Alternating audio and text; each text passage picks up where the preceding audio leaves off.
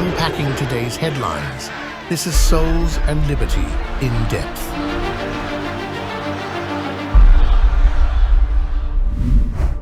Hello, everyone, and welcome to In Depth, a production of Souls and Liberty, brought to you in partnership with MyPillow.com. Joining us today is Trey Traynor, member of the Federal Election Commission, although he is here speaking in his private capacity as a U.S. citizen, just like you and I. Of course, he has his own First Amendment rights to free speech, just like all the other 340 million of us do. So, Trey, welcome. I'd like to ask you a question here that's kind of pressing on everybody's minds that, you know, a win isn't a win isn't a win until it's a win. And, you know, certainly the presidential thing is check that box. But over here in the Senate, let's talk about Pennsylvania first, and then a broader question. In short, what the heck is going on in Pennsylvania? And why do you get to keep counting for weeks after the election? Well, I think the reason you get to keep counting for weeks after the election is because there are provisions in state law that allow for that. And so every state has provisions for recounts, has provisions for checking the work that's being done and candidates to be able to adjudicate what rights they think they have or the rights that they might have of the voters that they might be representing.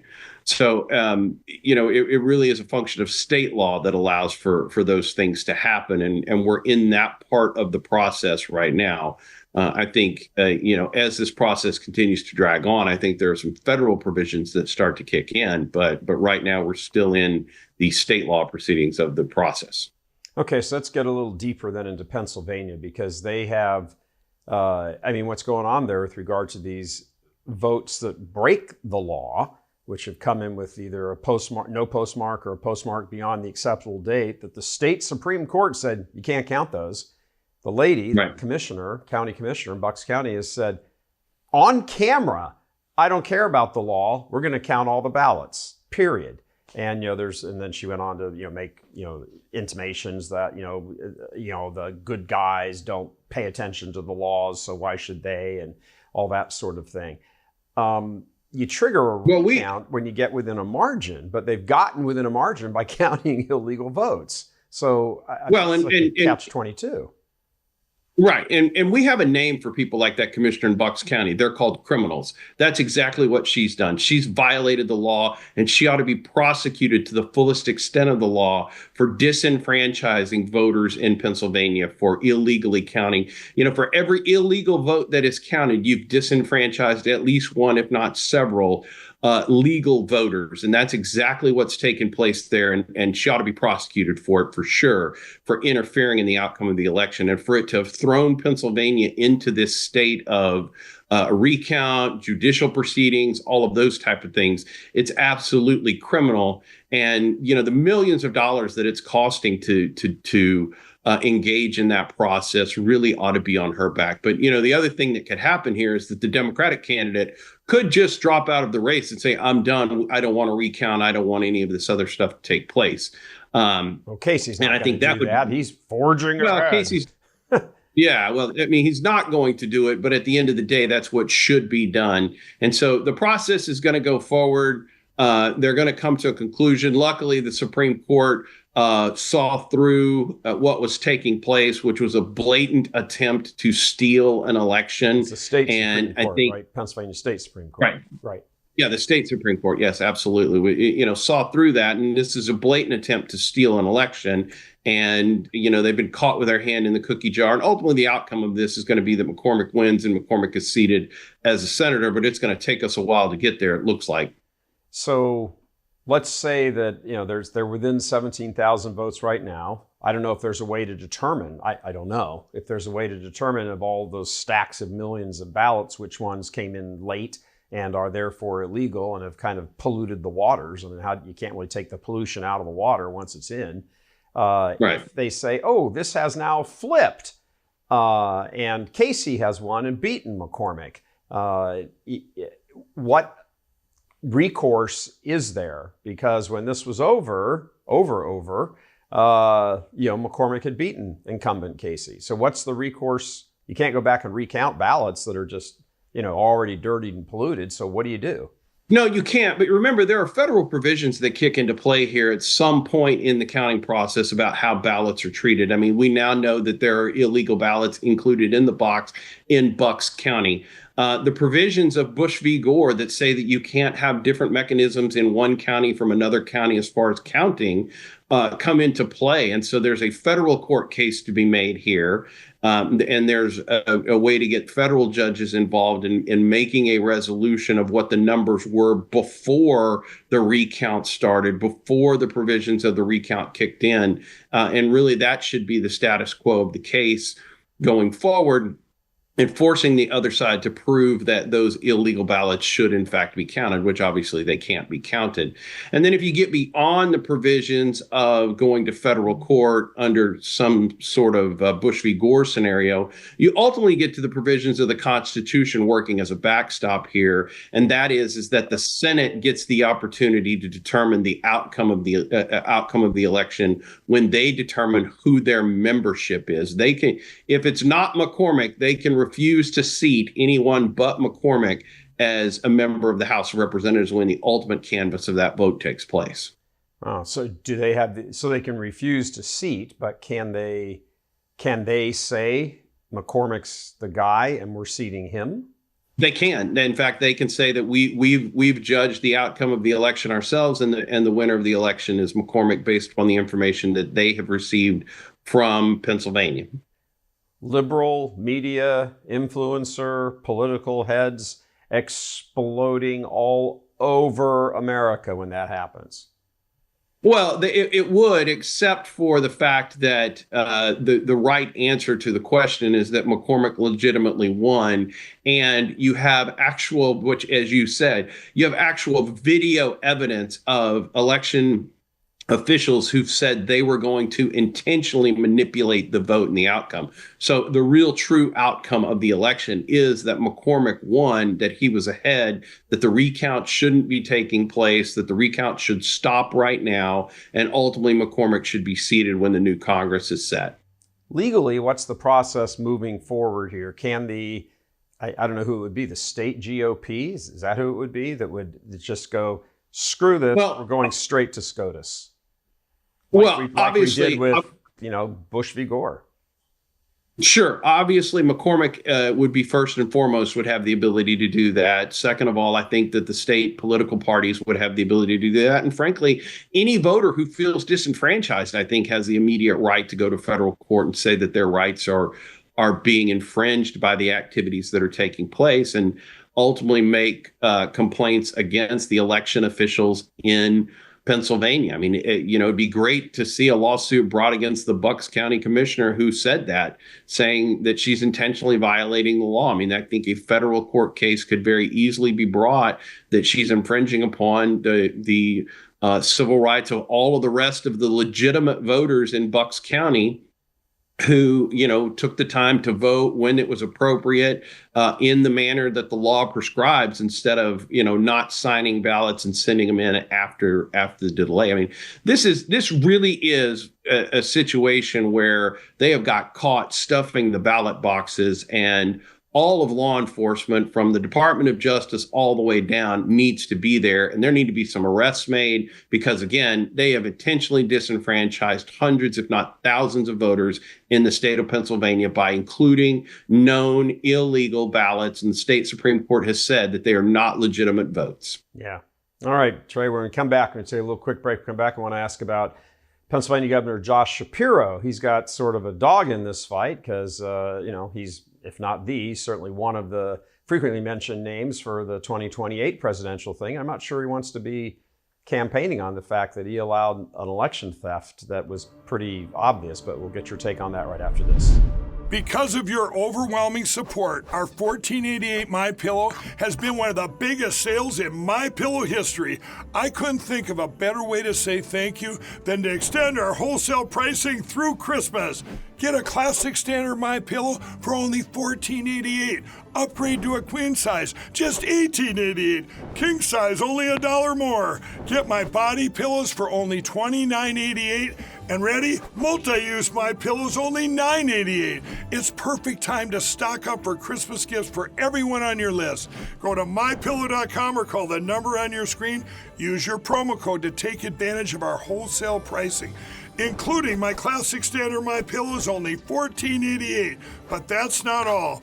I'm so confident you're going to love our classic MyPillows that I'm going to extend my 60-day money-back guarantee until March 1st, 2025. Plus, orders over $75 ship absolutely free.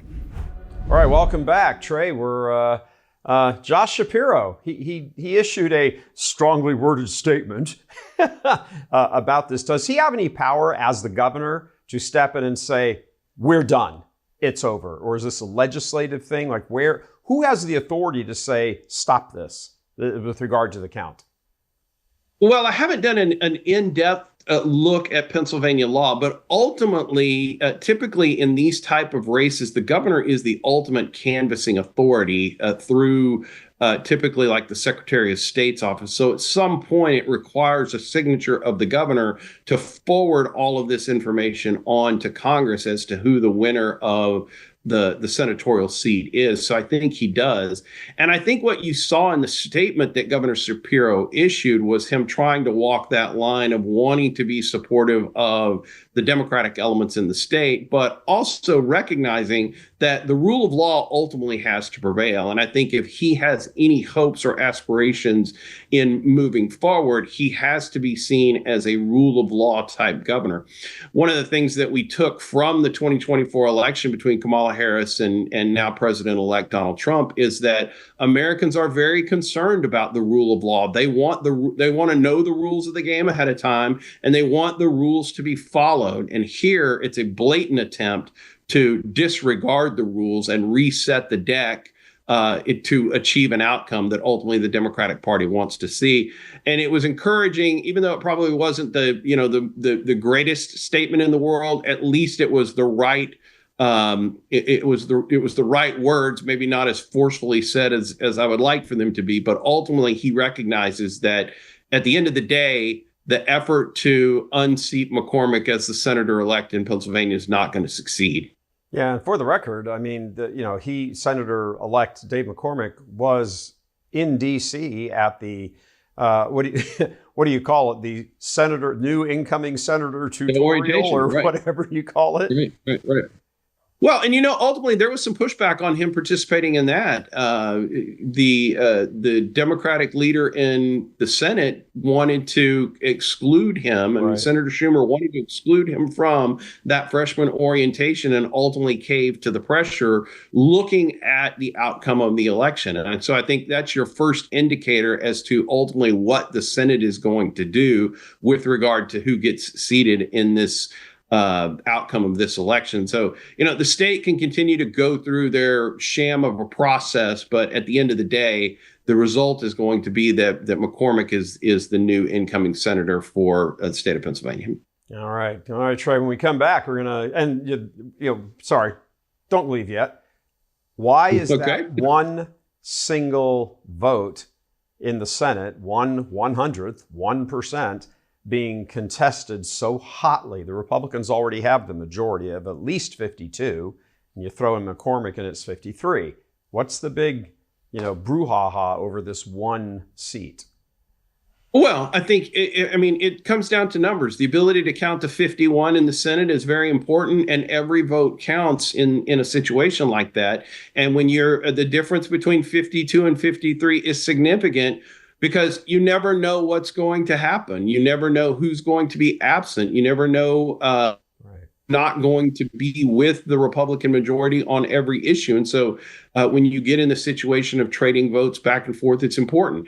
And remember, at some point, J.D. Vance, who's a current sitting senator, is going to leave his seat. That takes you down a seat. You've got Marco Rubio, who's been nominated for a cabinet position. That takes away his seat. And the timing of all of those is critical, and having every extra seat to be able to play with and adjust that timing to be able to make sure that the incoming administration has the individuals it wants and needs in order to function properly is important. So that's why this seat is important. Without this seat, it throws sand into the gears and slows everything down. And I think ultimately that's what the Democratic Party is up to here, is how do we slow down what appears to be an electoral juggernaut with the overwhelming election of President Trump.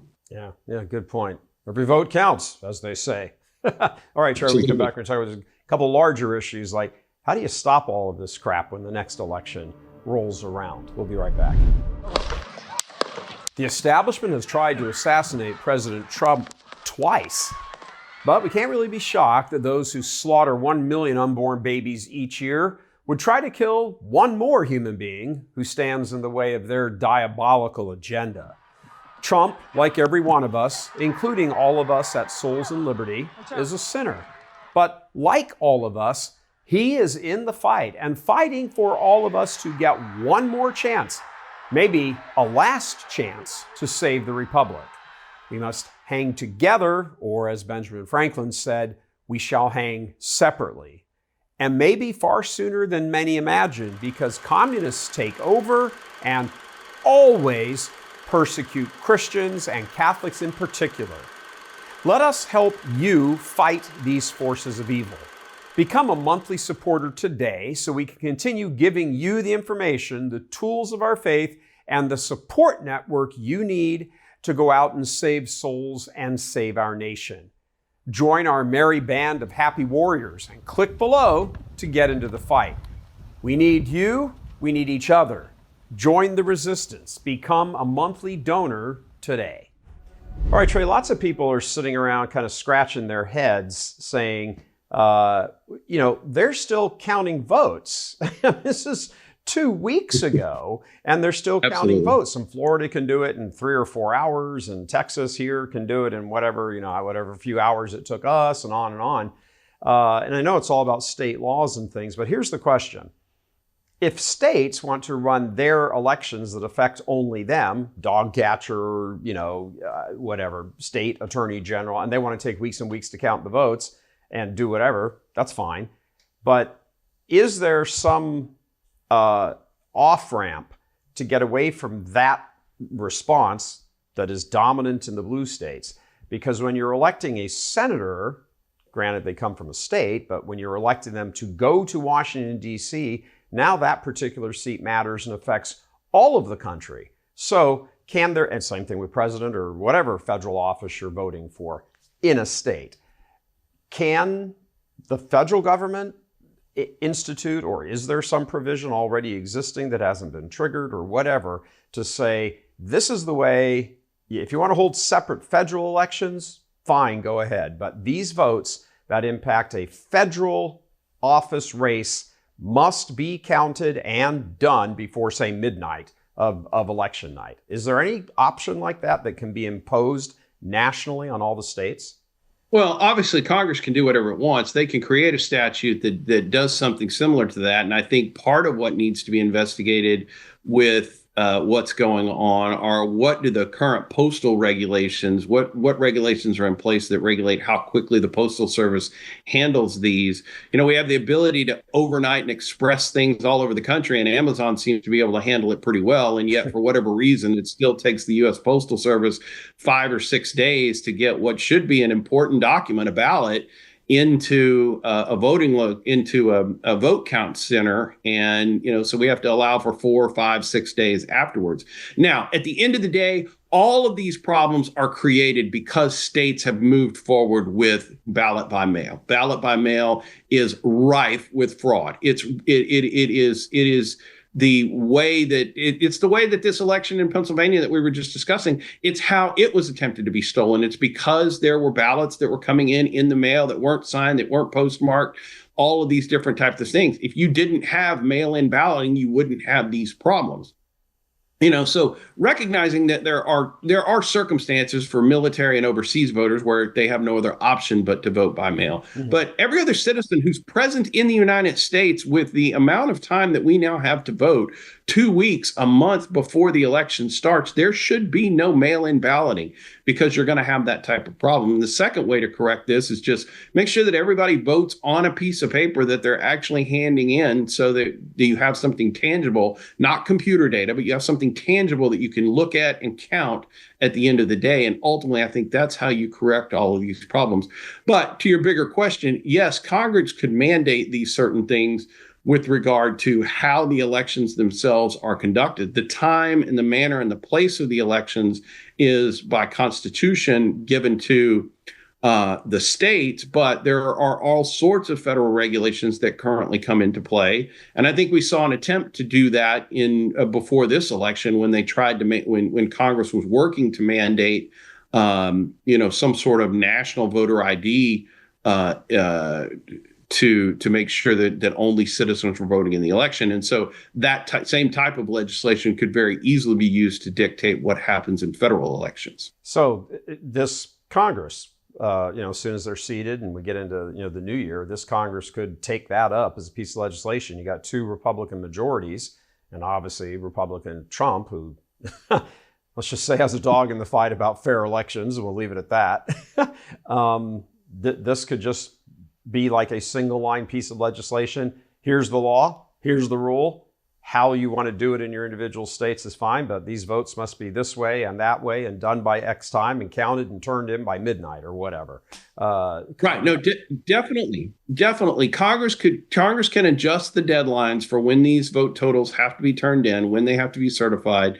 Because again, they have the ultimate responsibility of determining who their membership is. And so if they need more time in order to be able to figure that out, and they need some certainty with regard to that, I mean, you have large populations in very large states that have the ability to get in vote totals very quickly and do certifications very quickly. So every state should be able to do this. But I mean, take, for example, what's going on in California. They allowed an extra, 8-10 days after the election for ballots to come in the mail. Right. And so they didn't even know the ultimate number of ballots that were going to be counted in the election until days after the election had taken place. And so again, it creates all sorts of opportunities for fraud, but it also discourages Americans from having confidence in their electoral system.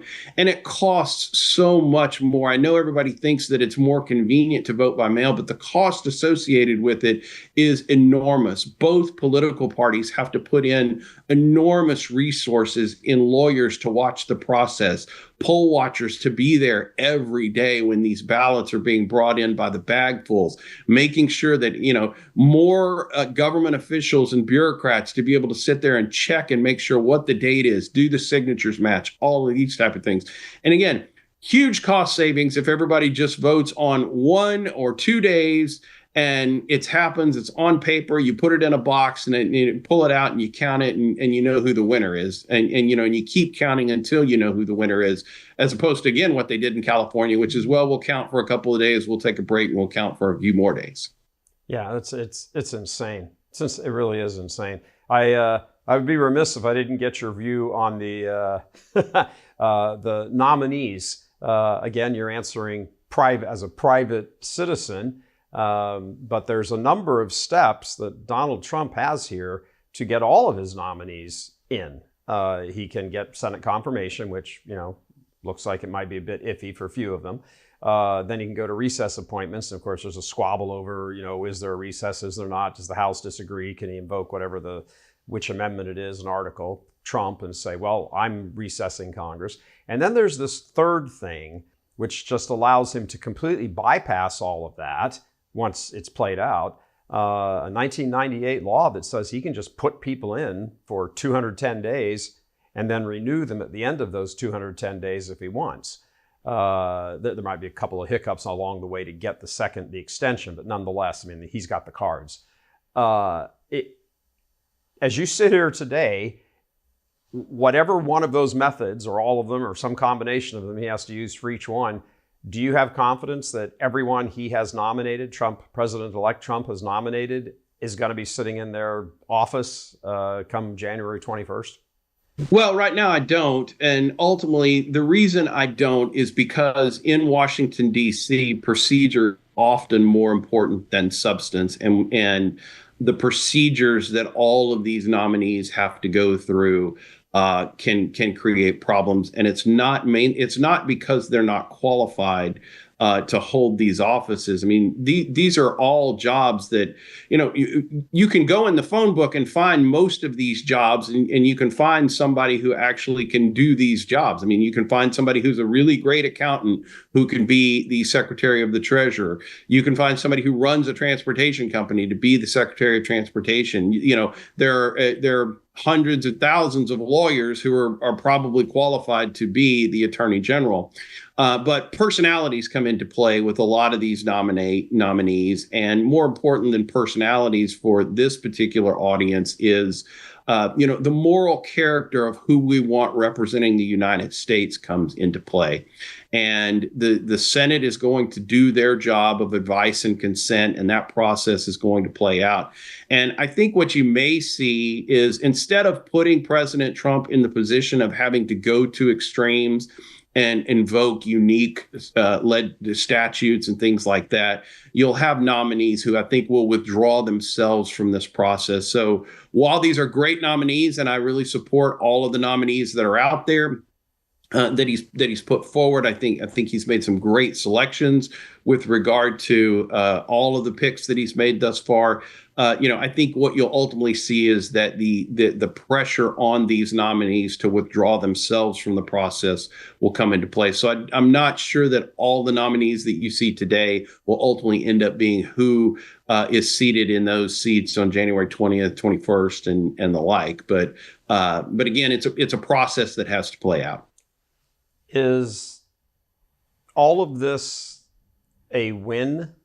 What you just described, the ones who would have to withdraw, is that a win for the bad guys, or is Trump like 10 steps ahead down the road playing 4D chess and just using them, and probably even had the discussion with him and put you forward, their heads are going to blow up, let that happen, you withdraw, and then you can go be senator in Florida because I've already arranged that. Is there something like that, as far as you know, going on? And not necessarily just Matt Gaetz. I mean, that's one example because he's got the most eyeballs on him right now. But other cases like that, is Trump playing outmaneuver them again? Well, he obviously is, and he's very good at playing this game of putting forth nominees. I mean, I use myself as an example. I mean, I had to be put forward 3 times in order for him to get me onto the Federal Election Commission, but he wanted me in that job, and ultimately played hardball with the Senate until ultimately I got confirmed to that seat. But you look at the statements that are made with each one of these nominees, he's not going to come in and just be heavy-handed and say, you have to put my nominee in. He recognizes that the Senate does have a constitutional role to fill, and he wants them to fill that role. Now, I think that he's very good at making these lists of people. And so if somebody does withdraw, I wouldn't be surprised if he has somebody who's even better than the person that withdraws by the time a withdrawal happens. But, I know he has a great legal team that is looking at each one of these nominees. There's a vetting process that the Senate will use to go through. And I think the next thing that we'll start to see is confirmation hearings and see information coming out about these nominees. And again, ultimately, they may withdraw themselves from the process to keep themselves from the embarrassment. Not so much that it's not an embarrassment to Donald Trump. He's picked very qualified people, but they themselves may be embarrassed by the process. Is there a move afoot he's going to, excuse me, Gaetz or whoever that would have to withdraw because certainly some Republicans weren't willing to back them. They either through the back channel, let that be known, or they came out publicly, or they make some statement, some, big grandiose thing on the steps of the Capitol or whatever. When that happens, there's going to be tens of millions of ticked off MAGA people who can be mobilized when it comes to the primaries in 2026 for any of them that are running for re-election in 2026. Any thoughts in that world?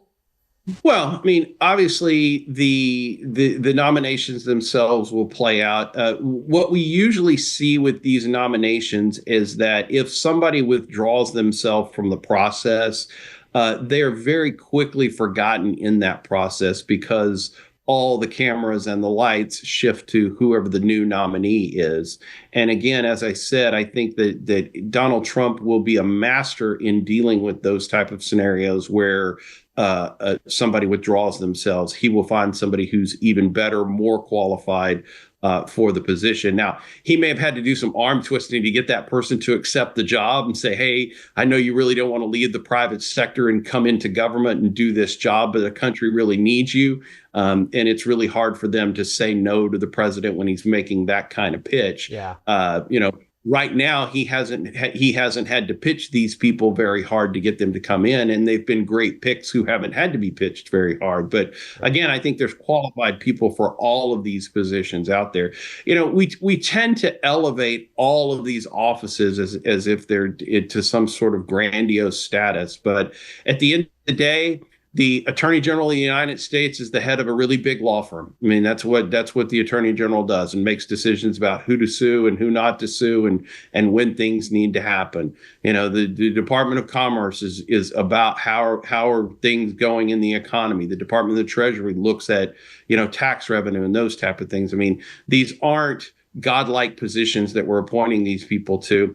And more importantly, what I think the electorate will focus on is that ultimately Donald Trump and J.D. Vance are still at the head of the government, making the decisions, the overarching policy decisions that are being made from the White House, not from these positions within the agencies. All right, Trey, thank you very much. Great insights. Fantastic, as always. We'll have you back on as the what do you call sort of the middle battle? Is that kind of where we are right now? We have the election battle. That's where we got this transition battle, and then we've got 4 years of battle, 2.5, whatever. Right, that's exactly. It's crazy. Stuff never ends, but this is what happens. You have clashing worldviews, and it really is good versus evil, even if everybody on the good side isn't some sort of perfect paragon of moral, virtue. I mean, we're not electing God. We're electing and nominating humans who have a worldview, and that's what it boils down to. So, Trey, thanks very much for coming on. Much appreciated. Absolutely. Thanks for having me, Gary. As always. God bless. Thank you. Bye-bye. All right, as we just wrap up here, let's consider this. D-Day, when the Allied forces landed on the shores of Normandy, was not VE Day, Victory in Europe. Victory in Europe was obviously brought about by D-Day, but they're not the same thing. And likewise here, we don't have the same thing. We are on, Election Day was D-Day. The question was, could the good guys get ashore and begin to wreck the empire of evil? The answer to that question, yes, it is. That's what happened. There they are. Donald Trump and J.D. Vance will be taking the oath of office on January 20th, and the beachhead is secured. Now there is the battle back. Think of it as like the German Nazi panzers now starting to attack that fortress on the beachhead that has been built and can't be undone. So that's what we're in right now. In many ways, right now is even a more important battle than what happened before. People who on the MAGA movement can't just hop on X and other social media platforms and crap posts, I'll say it that way, y'all know what I mean. Crap posts, hey, you suck, you lost, haha, take the L, Harris is awful, blah, blah, blah. I mean, go have your fun, I suppose, doing that. But realize this is not over. VE Day, if D-Day did not lead to VE Day, Victory in Europe Day, D-Day was essentially a lost cause. You don't just win something. It's like going in at halftime up by 2 touchdowns and then saying, yay, we're as well have won. No, you haven't. There's another half to play. And the other team, now, you got to say it, is a wounded animal. They realize, which is why they are all in, their entire ferocity that's coming out right now is coming out because they're a wounded animal, and for them, it is an existential threat. If their members start being prosecuted, charged and prosecuted and put on trial for election interference, all sorts of things that they've done, all kinds of government corruption, Obama on trial for directing the office of the office of the presidency and all its ensuing agencies to spy on a private citizen who was running for office, Donald Trump, back in 2015-16. Can you imagine? But that's what needs to be done. And they realize that Trump is nowhere near as naive as he was in 2016. He came in, deep state, lock her up, all that and everything. But he didn't realize, and that's why he got blindsided in that first term. This time, he ain't going to be blindsided, and they know it. So now is when the real battle begins. We've gotten ashore. Great. Yay. Celebrate it. Pop the champagne corks. But now the march to Berlin has to get, and it has to be victorious. Period. That's it for now. Gary Michael Voris from Houston. God love you.